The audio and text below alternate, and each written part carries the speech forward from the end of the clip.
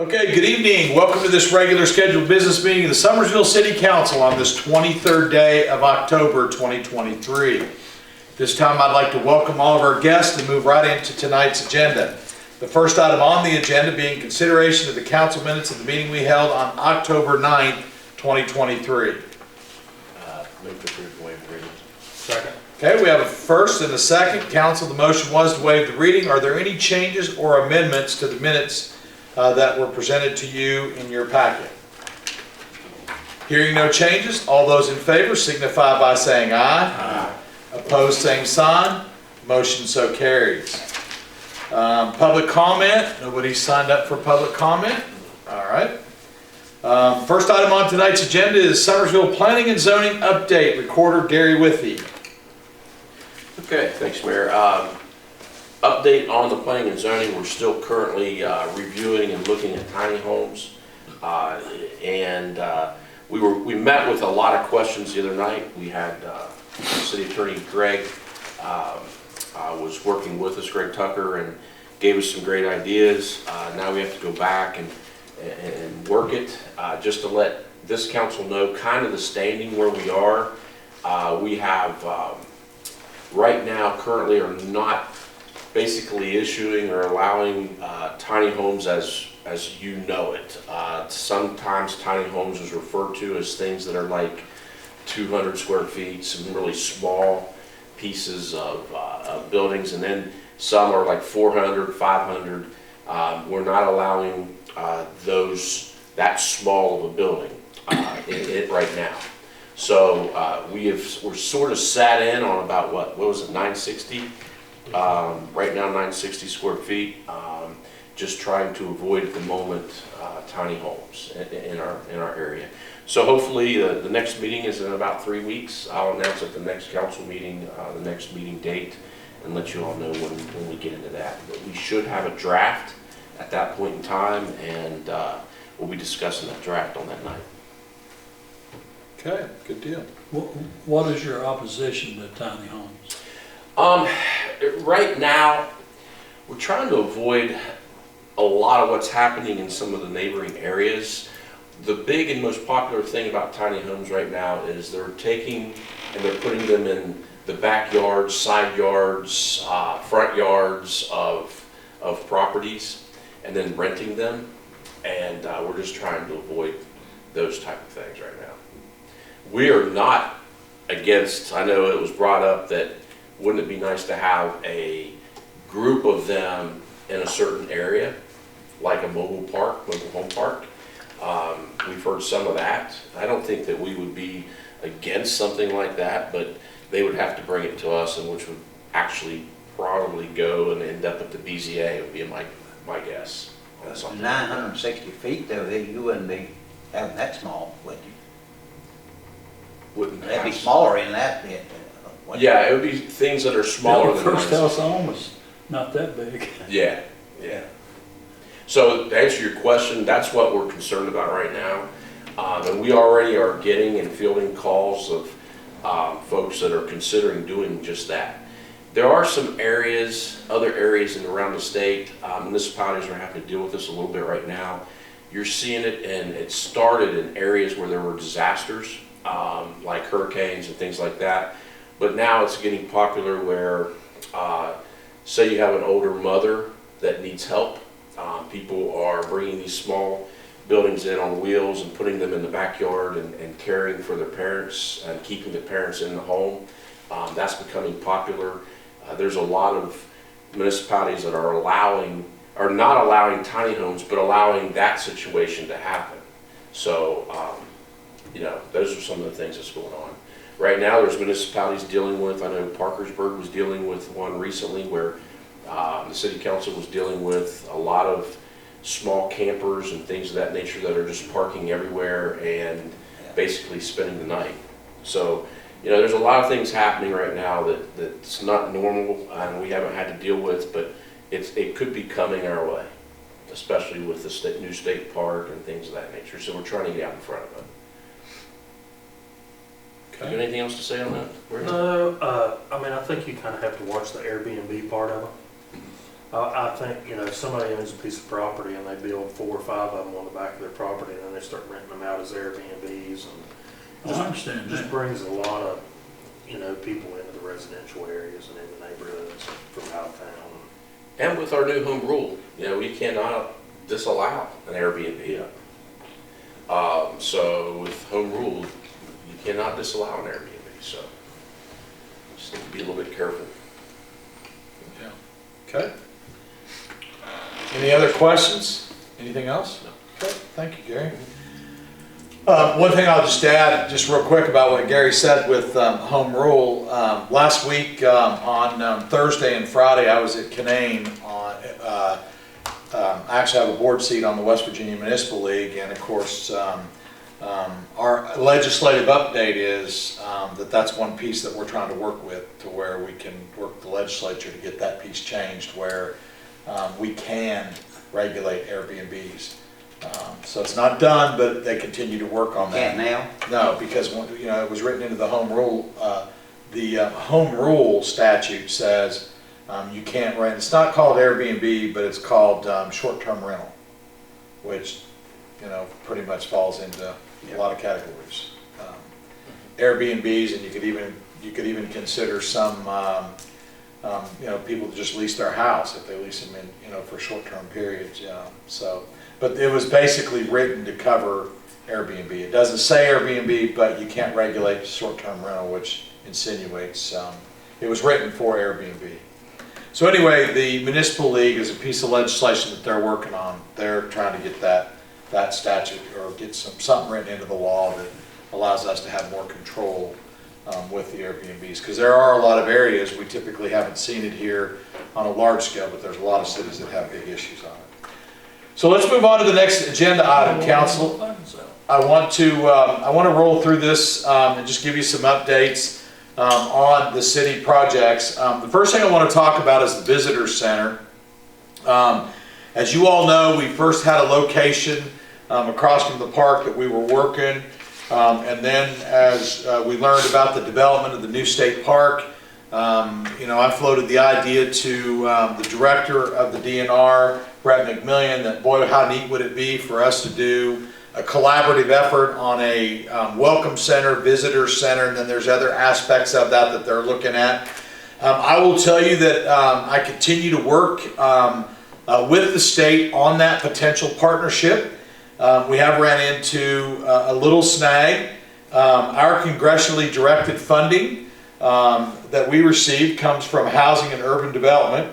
And of course, because of that type of funding, we must comply with the eligibility activities of the CDBG program, which in a nutshell, what that means is we got to own what those funds build.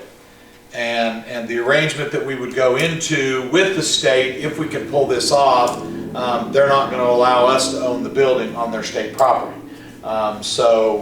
Anyway, we would have a forever long-term lease, but the city cannot own a building on. So as it is right now, I continue to work with the potential partners, which is the Commerce Secretary, Secretary Bailey, of course, the director of the DNR, Brett McMillian, and then I've engaged Senator Manchin's office, who the bulk of the funding that we have came from, and we are now engaging with HUD to see there is a potential of a waiver. One of the concerns the state has is how long would it take to get that waiver. So as we speak, even late last week and this week already, I've been engaged working with folks to see if we can work through that. The stormwater project, again, that's a stormwater mitigation project on Kentucky Road that the funds were awarded a long time ago to fix that flooding that we have on Kentucky Road. I will tell you that Wednesday we have a meeting at 3 p.m.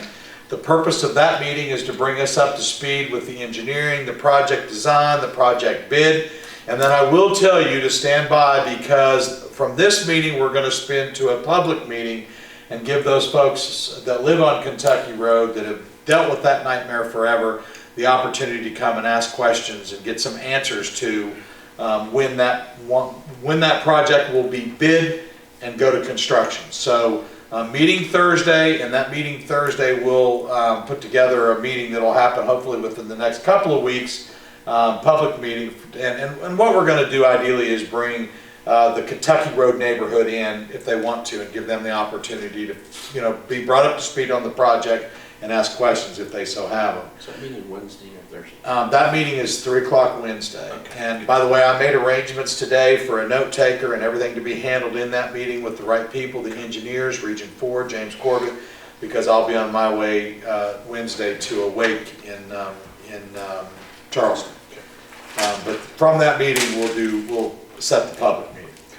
The other thing, as you all know, down Webster Road, in a super professional way, again, our crews have been working to put that new water line in, and it looks like they've almost got the entire bushes there tore out. I noticed tonight when I pulled out what a different view that is. I mean, you talk about decades and decades and decades as the bushes have been there in the yard of Campbell's. Geez. I hope Miss Campbell don't watch this video. She's like, oh my God, the mayor couldn't remember my name. I do that all the time now. But anyway, they've done an exceptional job. They fought rock all the way from Grove Street till, a good 5-10 feet into Miss Campbell's yard. Got through that. Now they're getting the bushes out. So we'll have that all ready. And I will tell you that the paperwork is laying back there. On my desk, the 3 contracts that will allow that to go to bid. We had a couple of things that we had to tweak in it, and so the changes were dropped in the mail today. We'll insert the changes, I'll sign them, send them back to the state, and then hopefully that project will go to construction in the spring. Let's talk about the Summersville Recreational Park. I've been working diligently with the National Guard to get them in there. I'm really super excited because today I actually got a major update from Major Joe Ward, who is the new, he bears the responsibility of the Innovative Readiness Training Program, the IRT program, which is what we use when we bring the National Guard in to move dirt. Also had a good conversation with our engineer today. He's finishing up the package of the design that we're going to do so basically initially what we're going to do is he's designing right now, cutting the entranceway of the park out, and then getting in, and it'll be the infrastructure to the head of the trails. And actually, I lose track of my weeks. I don't think last week, but the week before, we actually had a trail designer on the property with the chairman, Michael Young. And then, of course, as soon as Michael gets the information he needs, he's immediately going to call a committee meeting, and of course that committee will piece all that together. It was my hope and it was my plan, and it still is my plan that so the trails are actually being designed.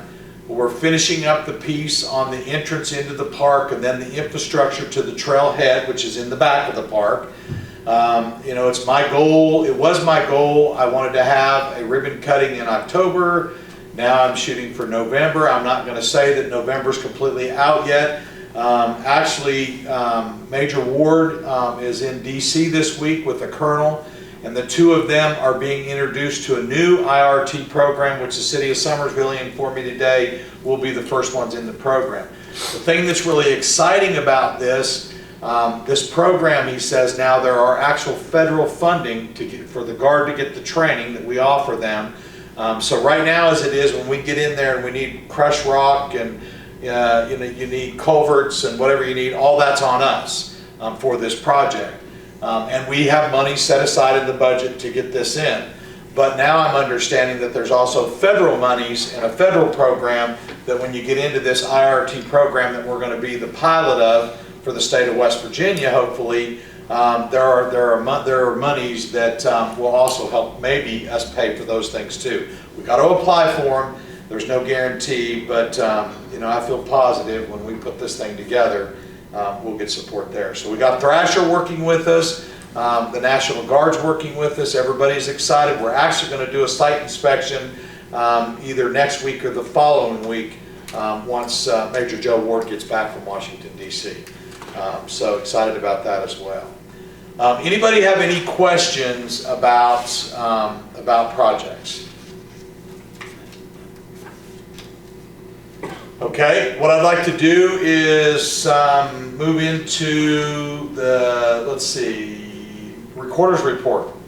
Thank you, Mayor. I just have one short thing to say. On Wednesday, representing the city, and then Robert had some prior commitments that he went to, so I went with Greg Tucker to the commission meeting where they approved the annexation of the park. So that was pretty exciting. Outstanding. It was unanimous, so Okay, that's all I have. good deal. So it's officially annexed. It's officially There you annexed. go. The 120 acres now is in the city limits. That's awesome. Thank you, Gary. Okay, Mayor's Report. Council, I got a litany of stuff I want to run down with you real quick. Again, this weekend, excitingly, is the second annual Oktoberfest, this year known as Spooktoberfest. Downtown Summersville, 1 to 6. Going to be a great lineup of entertainment. Oliver Steele, Nick Davidson, Joe Simpson, Aaron Beam, the Do-Gooders. Again, every brewery in the state has been invited, which is part of the protocol for an activity like this by ABC rules. Looks like there's going to be a super good turnout again this year, and also it looks like the weather's going to cooperate with them. How about trick-or-treating? Trick-or-treating is going to be on October 31st, Halloween. It's going to be from 6 to 8, and that is going to be for the whole county. City of Summersville, the county, and also the city of Richwood. Also want to remind everybody about the Safe Zone at the Summersville Arena and Conference Center. Talked to Mary Ann yesterday late, and there's somewhere approaching 30 businesses that are going to be out there. Of course, this year the theme is the Addams Family. So come out and enjoy the decor and the fun, and bring your kids out for a safe means of getting candy on Halloween instead of hitting the streets. And they're more than welcome to do both if that's what they choose to do. Also exciting, we've got the Marshall Fishing Cup in town this weekend, coming weekend. That's both on Saturday and Sunday. Want everybody to know that you're invited to go and participate. There's going to be a swap meet and like a fishing sportsman show at the Arena and Conference Center. And that goes from 11 a.m. to 7 p.m. every day. The weigh-in of the fish is going to be at 4:40 p.m. each day. And they're actually going to have a stage where they're going to bring the fish in and do it like they do the big time fishing tournaments. So you can go out there and watch them weigh in the fish. But it is a community activity. I think there's a small charge to get in, but I want you to know that all of the money raised for this go to the Marshall fishing team and the Nicholas County High School fishing team. And as a matter of fact, they partnered with the high school fishing team. They're going to shuttle fish and do things to help with the tournament. So we're excited to have them here. I think they do, I don't want to say again, I knew at one point in time how many boats it was, how many fishermen there actually are, but another great activity, something for the locals to get engaged with. Veterans Day. Veterans Day ceremony is going to be on Veterans Day, November 11th, starting first at Veterans Memorial Park at 11 a.m. Of course, the traditional ceremony, posting of colors, national anthem, opening prayer, guest speaker, 21-gun salute by the Nicholas County Honor Guard, and then it all wraps up with a benediction. Great ceremony. Encourage everybody to get out and participate. And then downtown Summersville at 1 o'clock is the Veterans Day Parade. This is the first year officially that the city of Summersville's handled the parade. The veterans came to me months ago and said they would sure appreciate if the city would take over the logistics of the parade, so we have, and we've engaged. Of course, we'll have the Nicholas County High School Band, the Richwood High School Band, the Summersville Middle School Band. Lineup is at 12:30. Everybody's welcome to get into the parade or come watch the parade. We're asking you to come out and celebrate and salute our veterans at this annual ceremony and parade in observance of Veterans Day. Ask everybody to take time that day, a reflection of those that have given to this country.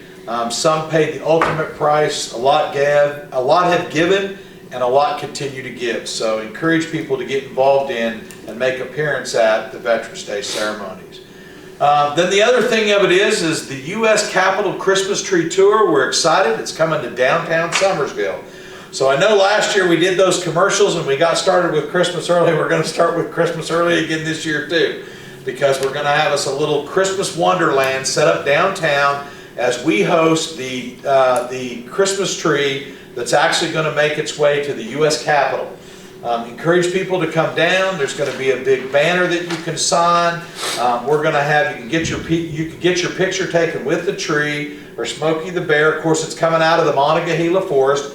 We're going to have hot chocolate, apple cider, and cookies, games and activities for the kids. The Nicholas County High School Choir is going to perform, and a special visit from Mr. and Mrs. Claus on November 5th, downtown Summersville, 2 to 4 o'clock.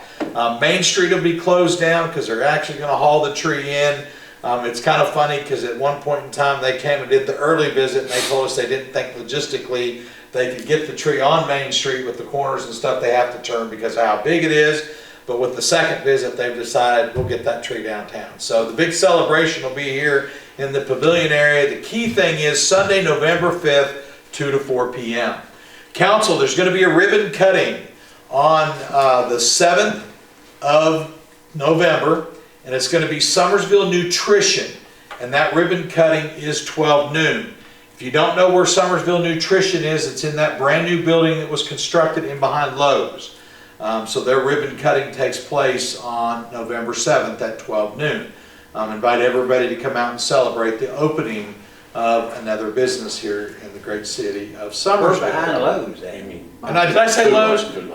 Oh, did I say Lowe's? Yeah. I meant Food Food Line. line. Food Line, thank you. Thank you, Gene. Gosh, I'm glad you caught that. I didn't even realize I said Lowe's. Behind Lowe's. I meant behind Food Line. Okay, behind Food Line. Make the record correct. Ray, don't put in there Lowe's, okay? Okay, so the other thing I want to tell you, Council, is on October 30th, I make the official transition.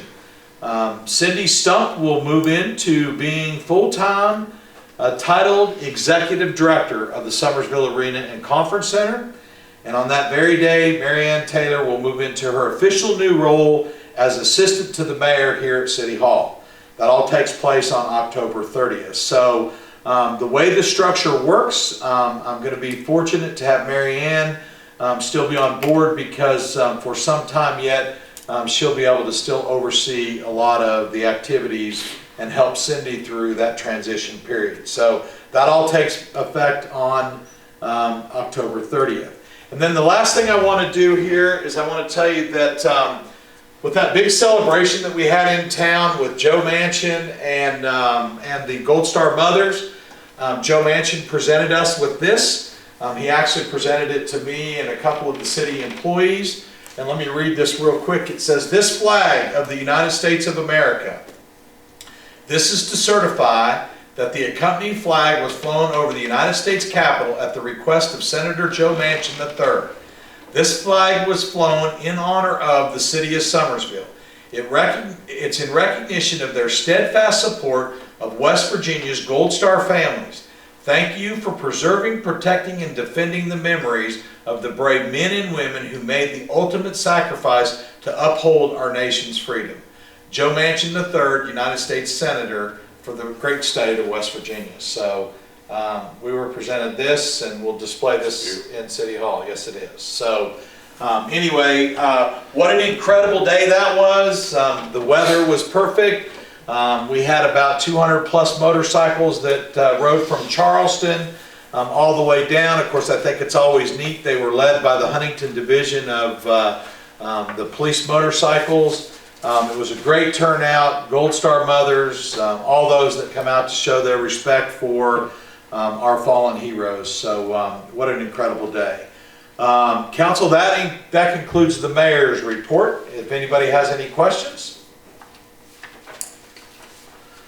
Okay, hearing no questions, council comments? The Summersville Area Chamber of Commerce, Yeah. the annual banquet is next Thursday, November the 2nd. BJ, 5 to 8, is that right? 5 to 8, that is correct. 5 to Yep. 8. Businesses can purchase tables, and then if any individuals want to attend, they can also purchase a ticket. That is being handled through Executive Director Lindsay Skidmore through the Somersville Chamber of Commerce. But always a really good event to attend. So, Where's it been held? at the Armory, at the Arena Conference Center. Red carpet thing. Oh yeah, so like wear your best tie. You Oh, really? Yeah, your best tie. With the- Get you a prize. You got competition. I'm gonna wear my bow tie. Oh, is that what it is? I didn't know. Okay, so you gotta wear a tie? Is That that? way you get to flaunt your stuff walking in on the red carpet. Yeah. Oh, Get your okay. pictures taken and all that. I better get a tuxedo. Okay, that's great. All right, thanks. Anybody? The awards for business of the year. Yeah, the chamber annual awards is that night too. Yes, that's So, all yeah, going to be exciting. at that Yep. point. So, Good deal. yes. And what's the date of that? Next, it's November 2nd, which is next Thursday, from 5 to 8 at the Arena Conference Center. You got the dinner, Thanksgiving dinner too. Yep, Thanksgiving dinner, I just thought about that. It's gonna be, let me tell you, it's gonna be November 20, no, that's Thanksgiving. Hold on a second. The Thanksgiving dinner is November 16th at the Somersville Arena and Conference Center. It's hosted by the City of Somersville and served by City Council. That's from 11 a.m. to 1 p.m. So, and it's a free dinner to everybody. I will stress again that the only to-go meals are for shut-ins and homebound folks. We're not, we're not packing up,